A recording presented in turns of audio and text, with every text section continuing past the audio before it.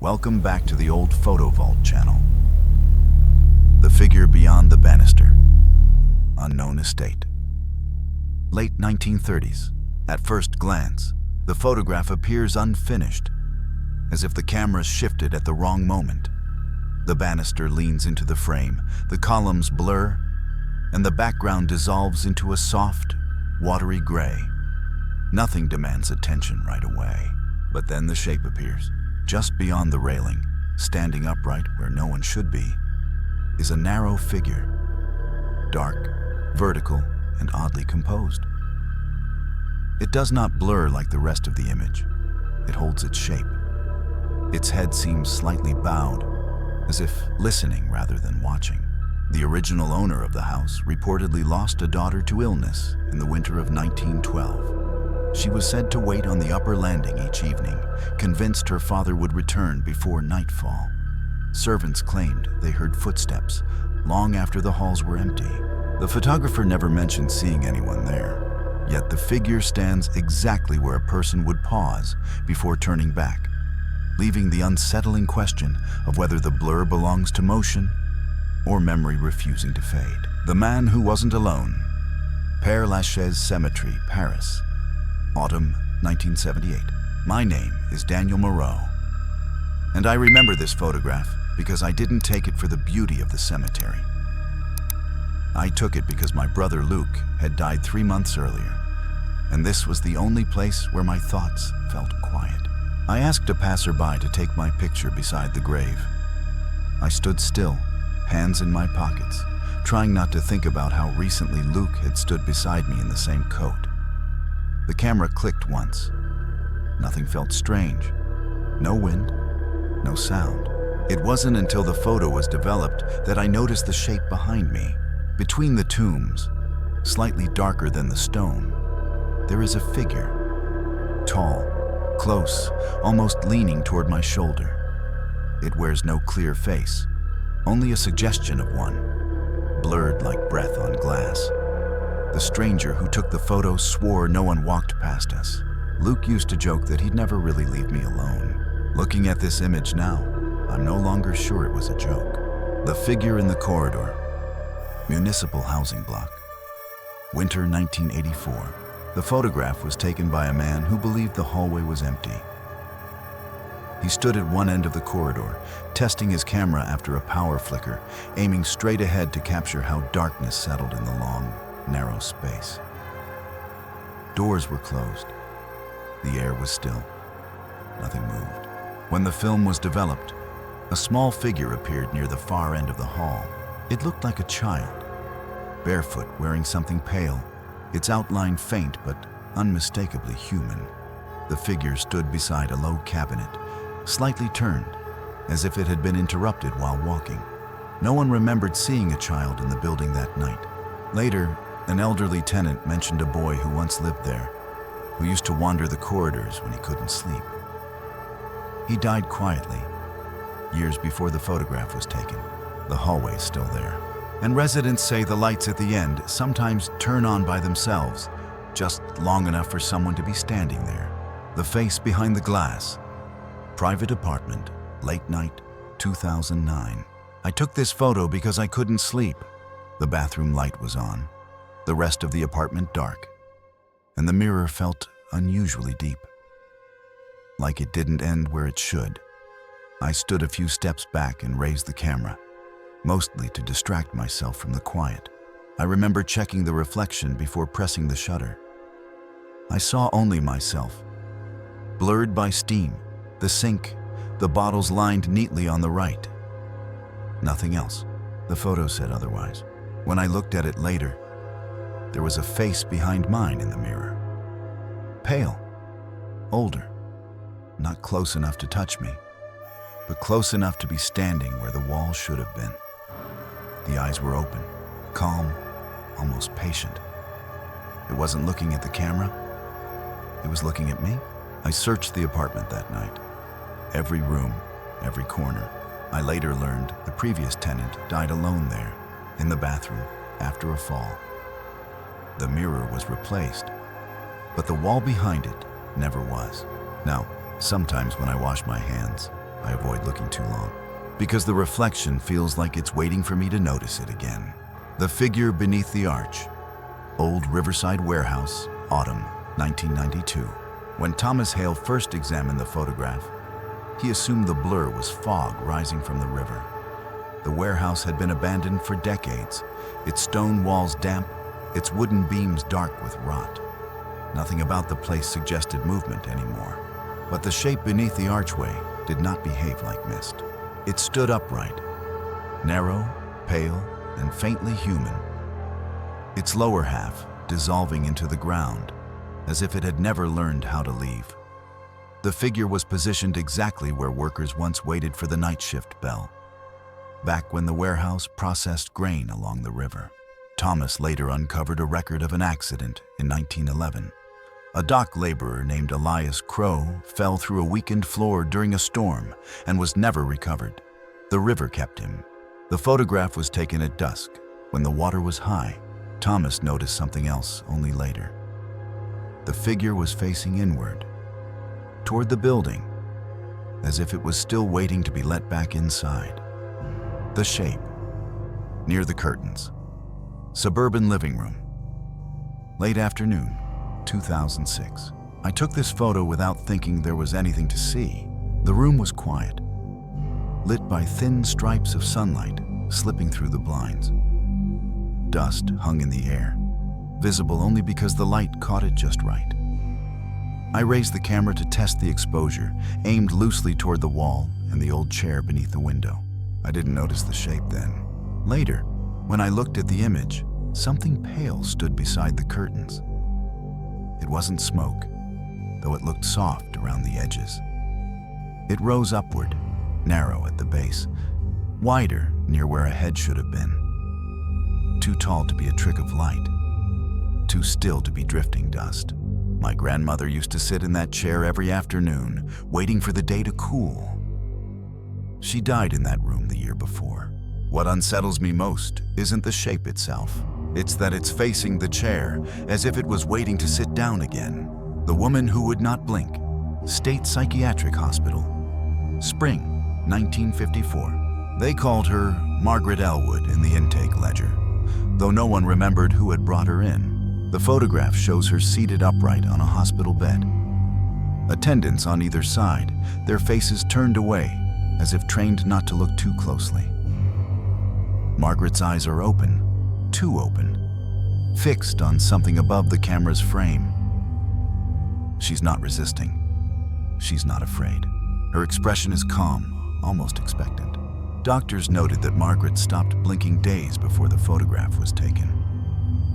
She spoke rarely, but when she did, she asked the same question. Do they still see me when I'm lying down? She died later that year, officially from exhaustion. What unsettled the staff came afterward.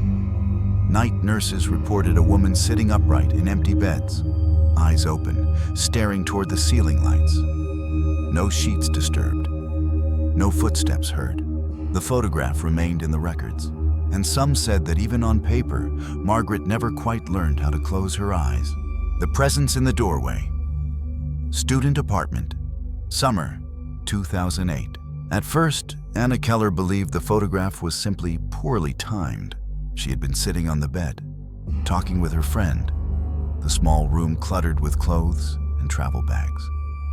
The door behind them was open, revealing the narrow hallway and the pale wooden door at the far end. Nothing about the moment felt unusual. No chill, no sound. It was only later, scrolling through the image, that Anna noticed the shape in the doorway. Between the open door and the frame, something pale appeared, too narrow to be a person standing fully in the hall, yet too defined to be shadow. It seemed pressed into the gap, as if leaning forward to look inside.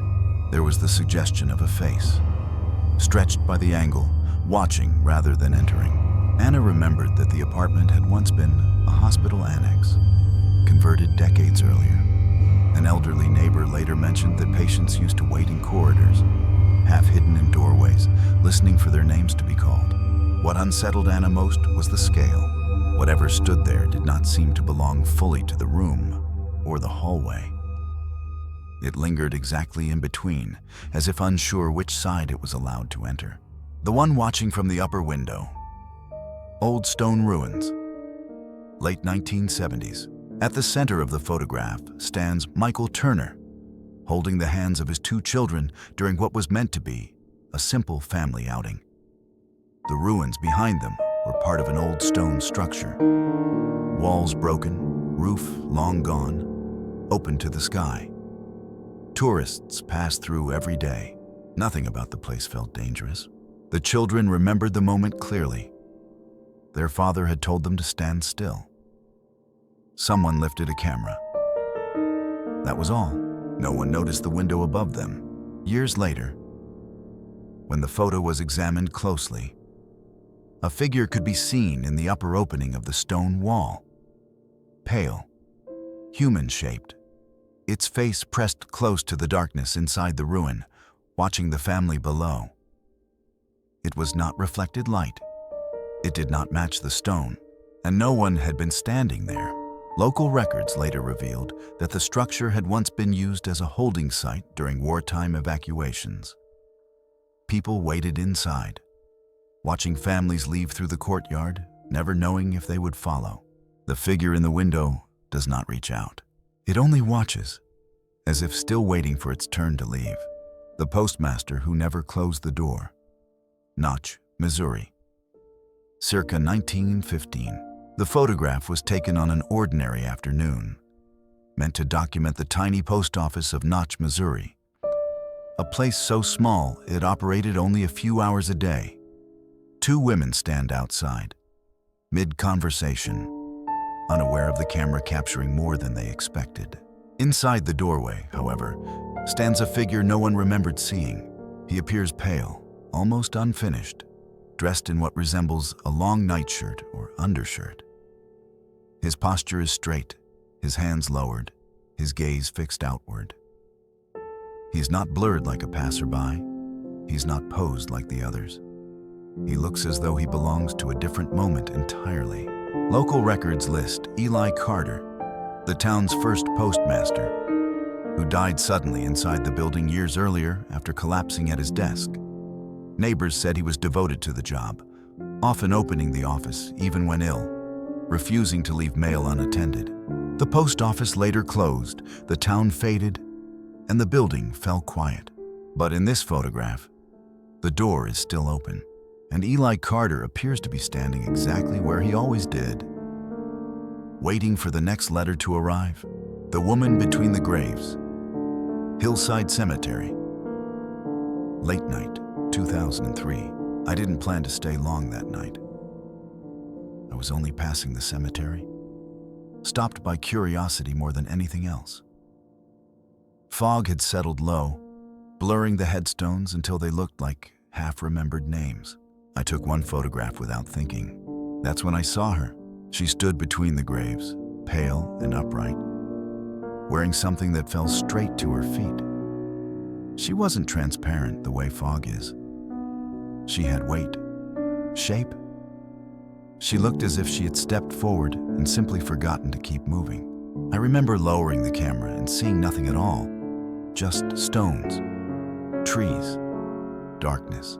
When I looked at the photo later, she was there again, clearer than I remembered, facing slightly toward me, not reaching out, not threatening, waiting. I later learned a woman had been buried there after dying young, her grave unmarked for decades. Sometimes I wonder if she wasn't haunting the cemetery. Maybe she was watching to see who still noticed she existed.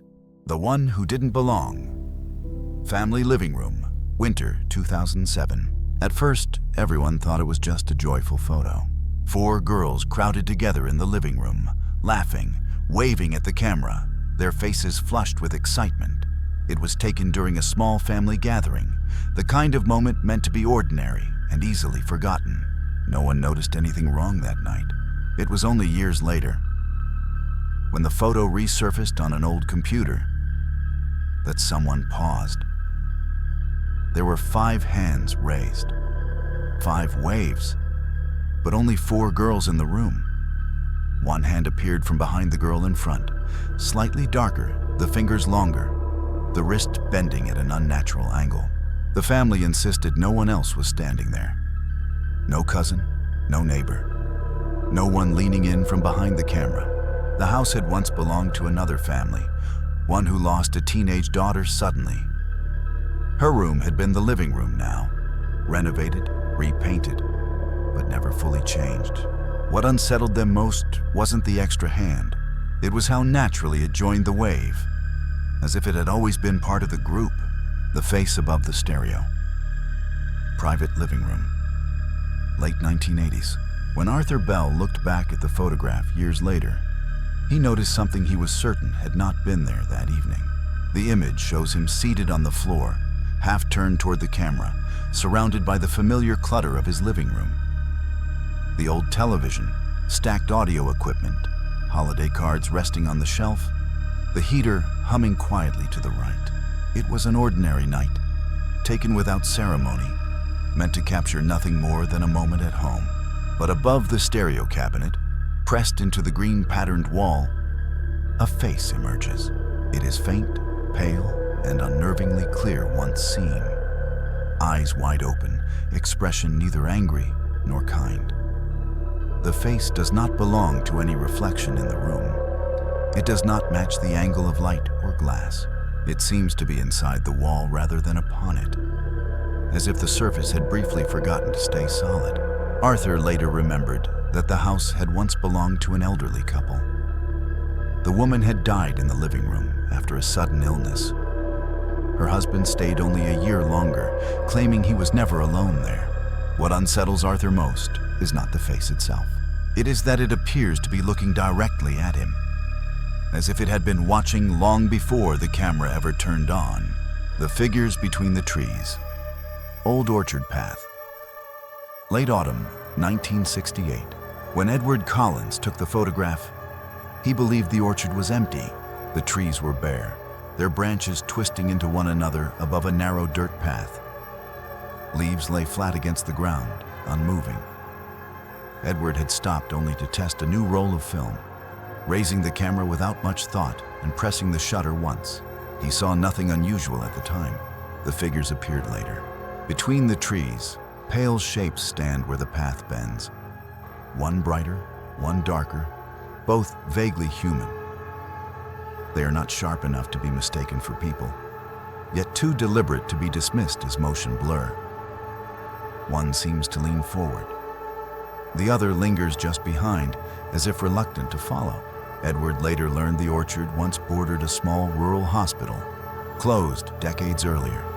Patients who wandered from the grounds were sometimes found among the trees, confused, waiting for someone who never came. What unsettled Edward most was not that the figures were there. It was that they were positioned exactly where the path splits, as if still deciding which way to go. Joe before the curtain, St. Petersburg to New York, late 1880s. In the photograph, Fedor Adrianovich Jevticho stands calmly, his body covered in thick hair, his expression steady and composed. Beside him is a man whose name history has forgotten, perhaps a handler, perhaps only a companion. But Fedor's presence is unmistakable. Born in St. Petersburg in 1868, Fedor learned early that the world would always look at him first and listen later. His condition, hypertrichosis, made him a spectacle before he could choose otherwise. By the time P.T. Barnum brought him to America, the name Jojo the dog-faced boy followed him everywhere, louder than his real one. On stage, audiences were told he was half man, half dog. Off stage, Fedor spoke softly in 4 languages, reading newspapers, correcting handlers, watching crowds with careful intelligence. He understood the illusion better than anyone. He died young of pneumonia, far from home in Greece in 1904.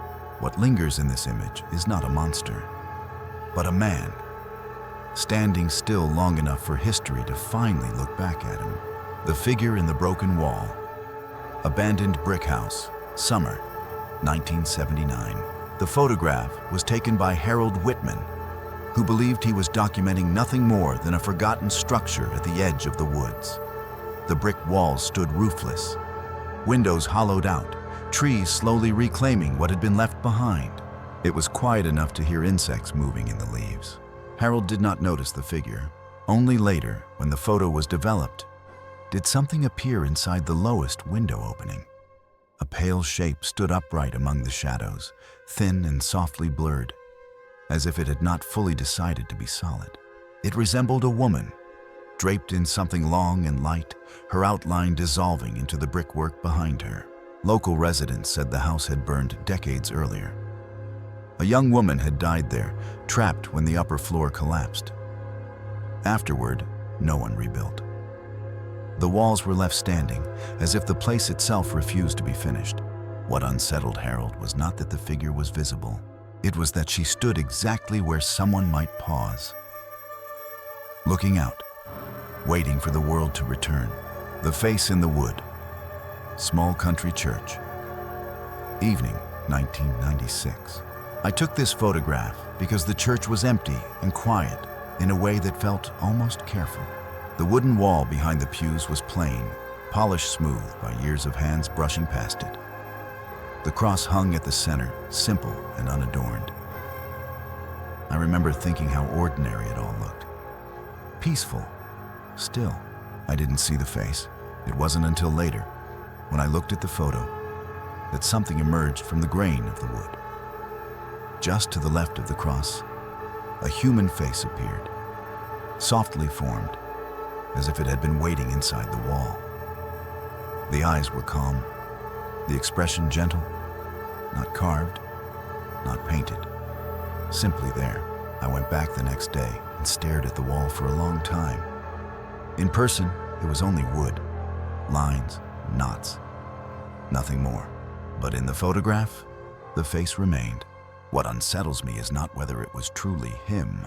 It's that the face seems to be looking past the cross, as if it had already seen what comes after belief.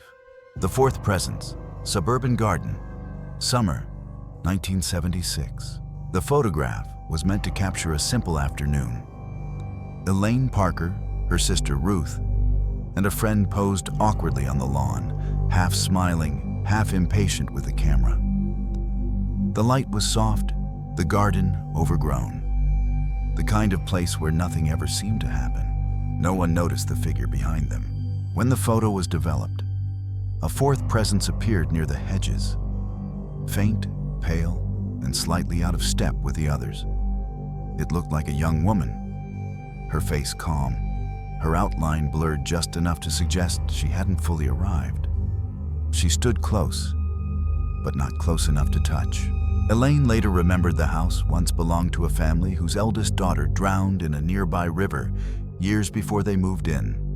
Neighbors said she loved the garden most of all. What unsettles Elaine now is not the figure's shape, but how naturally it seems to belong in the picture, as if she had only been waiting to be included. The empty space at the bar. Downtown nightclub. Summer, 1974. The photograph was taken just after midnight, when the club was loud enough to feel permanent. Marianne Holt sat on the bar with two friends, legs crossed, hats tilted for the camera, their expressions carefully casual. Behind them, bottles lined the shelves like they always did. Music played, glasses clinked. Nothing felt unusual. It wasn't until years later that Marianne noticed the space. Between her and the mirror behind the bar, there is a faint distortion, an area where reflections do not line up. The bottles bend slightly. The tiled wall darkens, as if someone were standing there but failed to leave a proper image behind. No face is clear, no body defined, just the sense of a presence occupying a place meant for a person. The club closed in the early 80s. A former employee later mentioned a bartender who collapsed behind the counter one busy night and never made it home. What unsettles Marianne now isn't the blur itself. It's that the empty space is positioned exactly where someone would stand, close enough to listen, too close to be noticed. The shape at the end of the hall, family home, late night, 1998. I took this photo because the hallway felt longer than it should have. The lights were on, every door exactly where it had always been, the floral wallpaper bright and harmless. I stood at one end, camera raised, telling myself it was just the house settling, just my imagination filling the quiet. I didn't see anyone there. When the film came back, something stood near the far doorway. A pale figure, half-formed, as if it had stepped forward and stopped mid-thought. It wasn't sharp enough to have features, but it had posture, upright, attentive, facing me. I remember lowering the camera that night and seeing only an empty hall. No sound, no movement. Later, my mother told me someone had died in that room years before we moved in. An elderly relative who used to stand in the doorway, watching the house before going to bed. What unsettles me isn't the figure, it's that it's standing exactly where someone would pause, as if waiting to see if I noticed it looking back. The thing that ran without a head. Rural Road. After midnight, 2011, I was driving home alone. The road empty enough that my headlights felt too loud. It was just past midnight. Trees pressed close on both sides, and the asphalt ahead stretched out in a narrow, familiar line. I remember checking the speed, adjusting the radio, doing everything to stay awake. That's when something moved at the edge of the light. At first, I thought it was an animal. Then it stepped fully into the beam, and my hands tightened on the wheel. A human body was running across the ditch toward the road, arms pumping, one leg lifted mid-stride, but there was no head. The shoulders ended abruptly, smooth and pale, as if the darkness had cut the body off at the neck. It didn't stumble, it didn't hesitate. It ran with purpose, crossing the road just a few meters in front of my car. I slammed the brakes and shouted without meaning to. The figure vanished into the trees on the other side, leaving no sound behind. When I looked again, the road was empty. I drove the rest of the way home without turning the radio back on, because part of me was afraid that if I heard footsteps, I'd know they were keeping pace beside the car. Before you leave this video, take a moment to think about what you've just seen. These photos were never meant to be frightening. They were ordinary moments. Family gatherings, quiet roads, empty rooms, captured without any intention of recording something unnatural. And yet, something remained. A shape, a presence, a memory that refused to fade. Whether you believe these are ghosts, tricks of light, or something science hasn't yet explained, one thing is certain. Old photographs remember more than we expect. Sometimes, they remember people who never truly left. If you noticed a detail others might have missed, share it in the comments. I read everyone. And if these stories made you pause, feel uneasy, or look twice at the shadows, follow the channel for more haunted images, forgotten histories, and the quiet mysteries hiding inside vintage photos. Because the past is never as silent as it seems.